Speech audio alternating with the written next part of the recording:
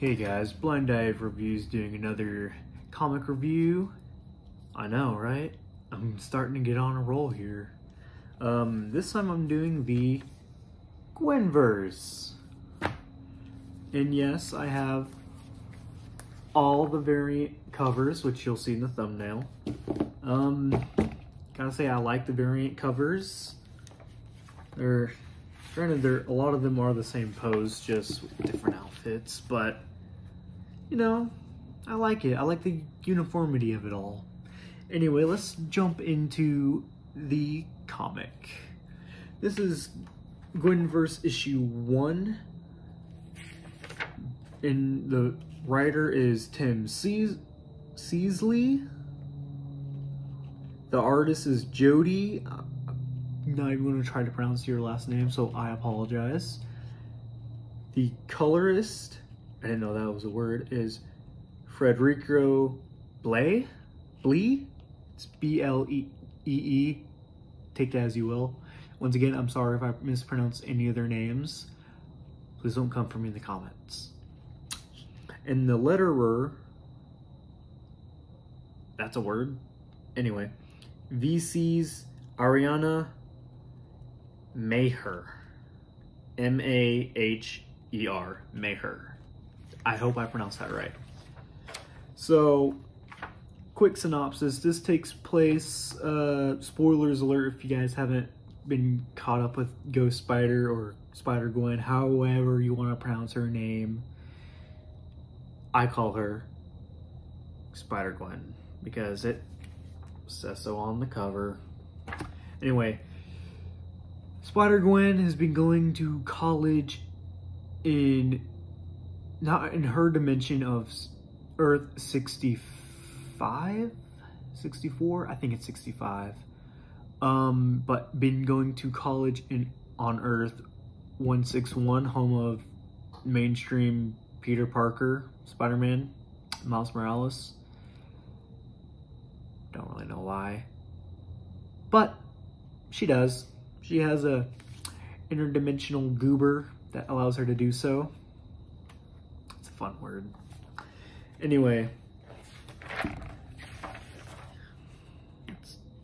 There we go. I keep bumping my mic and it makes my camera shaky. Whoops. So we see Spider-Gwen jumping straight into action as the new Bodega Bandit. I think that's who that is. It's been a minute since I've read these, but is disrupting the store and literally throws corn on the cob at her. That's so odd. Anyway, she's caught. Gives her a good talking to, like, hey, stop it. I'll come after you. You're not my Bodega Bandit.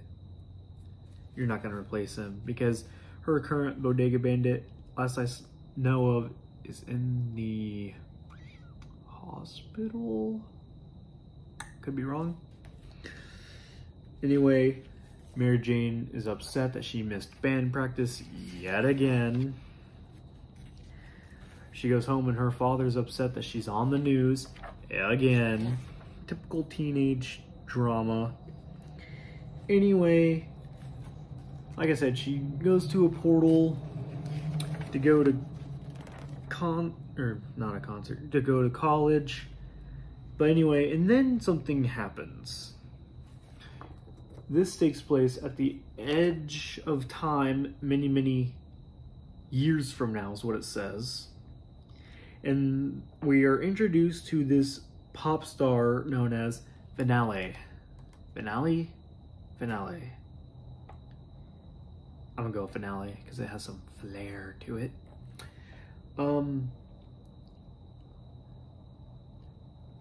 But anyway, so she has a concert going. Let's do that. Has a concert going, but she wants to become an immortal meme. So what she does is she takes the lives of everyone in the concert. It's really some fucked up shit if you ask me. These are her fans and she's taking their life essence. No. But anyway, she She has her own version of Sinister Six. You got like a Cthulhu Doc Ock, rock and roll Green Goblin. This looks like a beetle of some sort. Anyway, that constructs this machine to split her through time so she can be in a living meme. But whenever that happens, it just so happens Ghost Spider jumps through and is hit by the beam instead. And then she's rescued by Spider Zero, which we are introduced to that character in Spider-Verse 3 in the comics. I think it's Spider-Verse 3. She teams up with Miles Morales. I might cover that. I have it somewhere. I might cover it later, but she's rescued by Spider Zero, and then when she goes back to her time's all out of whack, and it is trippy. Her father is like a giant mech now that is hunting her for her arrest. And Spider Zero basically says, you need to go through different eras of time, find your counterpart, and recruit them because it's all out of whack. And so she does. And the first one she finds is Gwenthor. And let me tell you, Gwen, that's hard to say. It's Thor-Gwen. My bad. Clearly says it right there. Thor-Gwen is a party animal. You thought Thor liked to party? Nay, she likes to party. She's also a bit egocentric. Typical, Thor, goddess, god, egocentric stuff. But she eventually learns to not be and teams up with Ghost Spider. And so that's basically the end of the issue. And then, like, at the very second to last page, we're introduced to Nightbird, who looks strikingly like Gwen. Anyway, that concludes issue 1 of the series, and I will say I liked this series. It's fun, goofy. You get to see different Gwen personalities as different heroes. It's fun. It's kooky. It's a good read. You should pick it up. So we're back in issue 2, and Dr. Cephalopod. Oh, I got his name right. That's what he's called. Is teamed up with, what did I say her name was? Nightbird. Nightbird. Gotta remember that. And they're hunting down the Gwens, essentially, for Finale, because, it messed up. She was supposed to be the one immortalized, not Gwen, so you gotta nix her and do it all over again. But anyway, they travel through time yet again, and they are in the 90s, it looks like. Not 90s, I meant 50s. 1951 to be exact. Where they find Captain America Gwen. What is her name on here? I think she's just called Captain America. But anyway, it's Captain America Gwen. And I just gotta say, I'm digging the art on here. The artist, top notch. I love it. I love the art. But, so yeah. There's a rumble, typical comic shenanigans, rumble. But they all end up teaming up together and they're like, hey, we gotta stop this. So then they travel to another part in time where I don't know if it says where.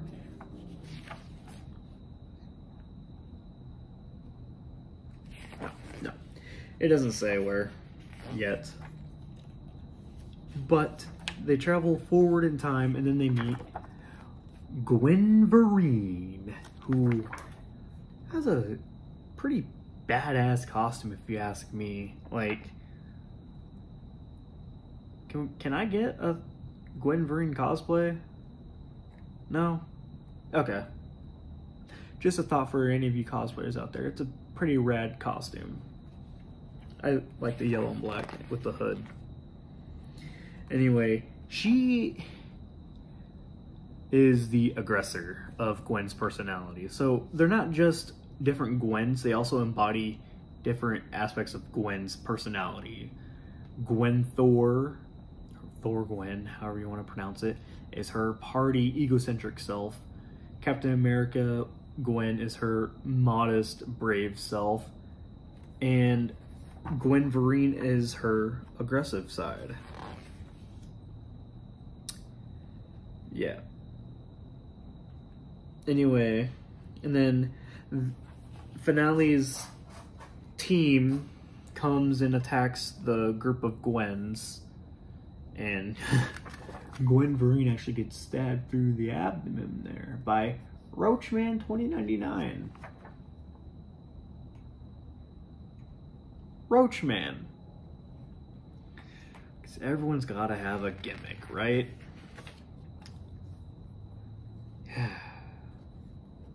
And then they're fighting this skeleton. Oh, yeah, this like Stegosaurus skeleton man who's just called Fossil. How original. Anyway, giant battle ensues. The good guys win.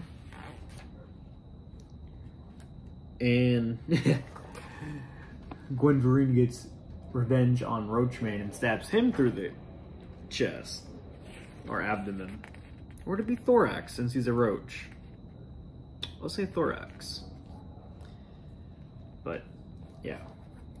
And then we're back to Finale's time, at the end of all time, which makes me think of the Loki series, the time of all, or the end of all time. It just makes me, that's just what it makes me think of. Everyone has been turned into statues with their life essence sucked out, except for this talking cat creature. Yeah, I'm not sure who that is, but Finale apparently was like, hey, you're a meme? Welcome. Yeah, they all want to be memes. I don't get it. But that's the end of issue 2. A lot more action in that one. Pretty solid. You get to see 2 more Gwen variants. So we're on to issue 3, and the life web is connected to all the Gwens, but it's still tangled up, and Spider-Zero doesn't know how to untangle it. So she continues to ask, continues to ask the Gwens to keep fixing and recruiting the other Gwens. So now we've traveled farther in time, and now we get to meet Iron Gwen. And then we see some flashbacks of Finale. You get more into touch with her backstory and all that. It's kind of odd, honestly, as a villain. It's, I don't know, to me I like this comic run, but at the same time it just feels like it's kind of all over the place. But yeah, we get to see Iron Gwen, which pretty cool Iron Man suit, if you ask me. In this reality, or in this time era, she is her real name is Tony Stacy. She's a Wonder Kid. Go figure.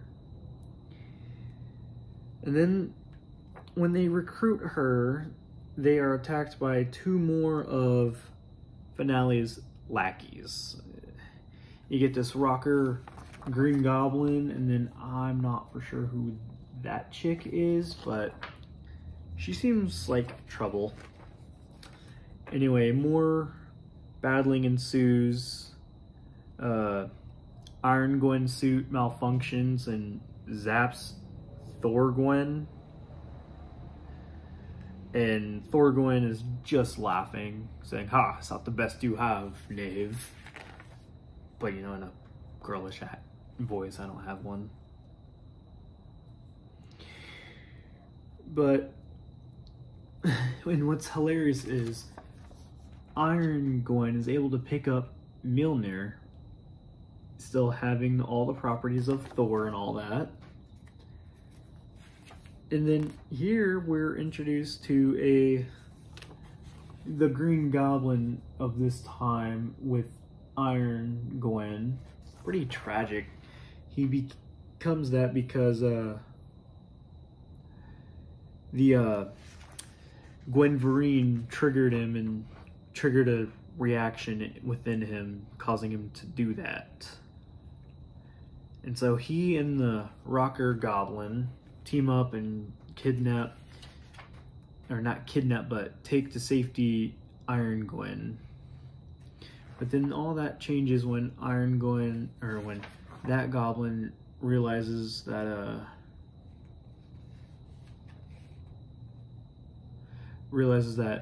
the Gwenverse and Iron Gwen share the same face, so he just becomes enraged and tries to kill her. And then she is forced to put him down, regrettably. The heroes go back to Spider-Zero, kind of almost defeated at this point. And then last panel, we're introduced to another Gwen variant, Captain Marvel. Yay! So that's issue 3. Oh crap, there's 5 issues. My bad, I thought there was 4. So in issue 4, they go back to fighting. They meet up with Nightbird and Dr. Cephalopod, and they just go. They are in the Finale's realm, if I'm not mistaken, from the looks of it. And I will say, this Nightbird is a Gwen variant, but she's kind of crazy.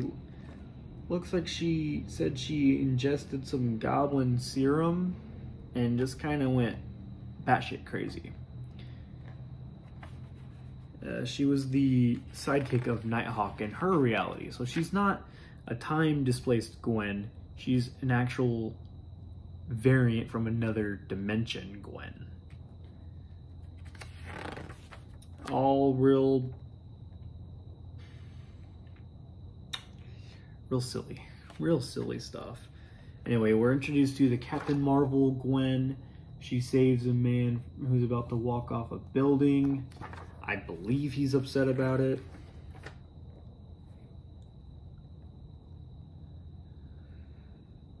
Yeah, a lot of shenanigans. Anyway, so then she encounters the Nightbird Gwen, who then reveals that she's a mistake. She's not supposed to be the Captain Marvel, Captain Marvel, or whomever. So she kind of has so now Captain Marvel Gwen is having an existential crisis and sacrifices herself to save the other Gwens.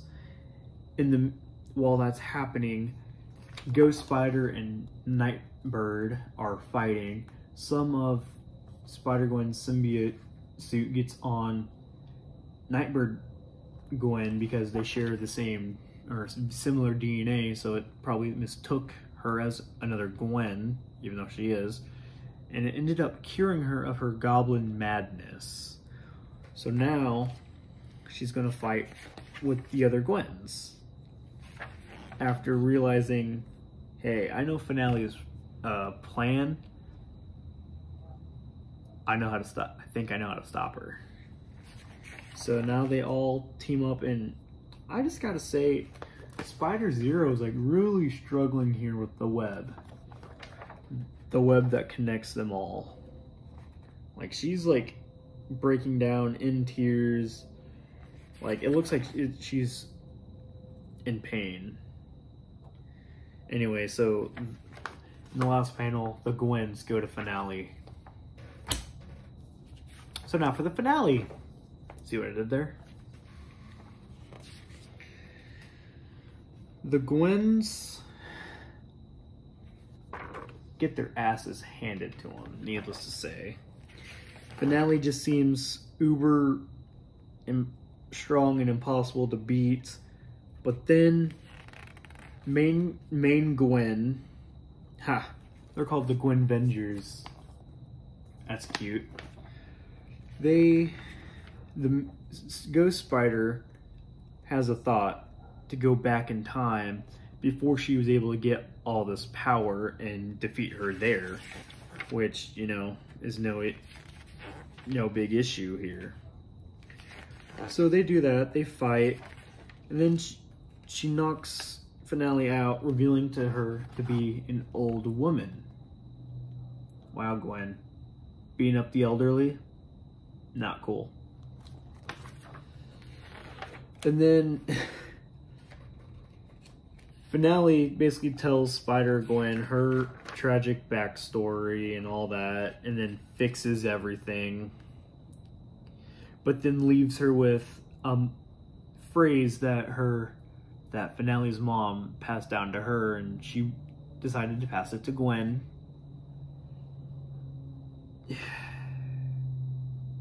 I don't know if they knew how to write the ending here, so they just kind of hammed it together, honestly. It's still a good read. I would recommend it.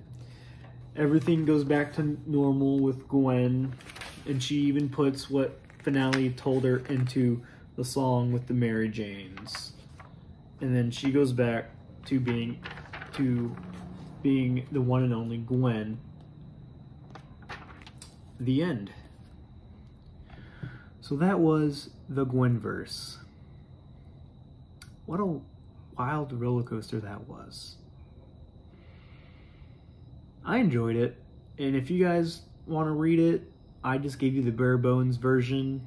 Feel free to pick it up at local comic stores. And until next time, I'll catch you guys in the next video.